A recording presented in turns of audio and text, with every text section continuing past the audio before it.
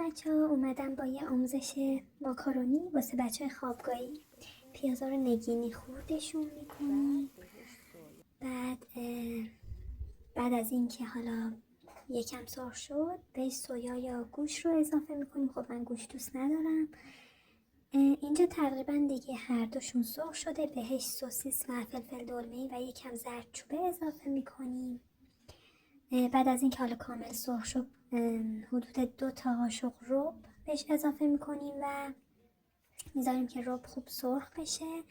بعد یک کوچولو آب بهش اضافه میکنیم که سسمون خودشو باز کنه.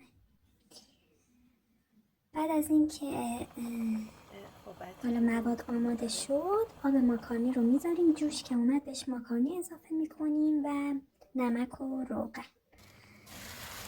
حدود 10 دقیقه بعد ماکارونی رو باید آبکش کنیم و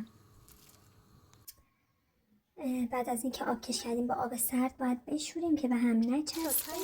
و بعد از اون هم حالا سیزنی یا حالا نون کف قابلمه میذاریم و ماکارونی و مواد لایه لایه اضافه میکنیم.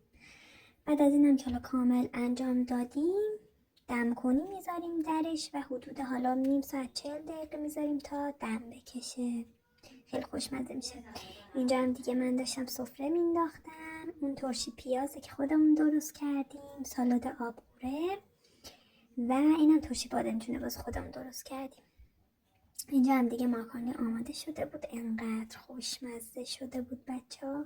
یادم رفت بگم ادویه آویشن، شنبلیله، زردچوبه، فلفل و نمک.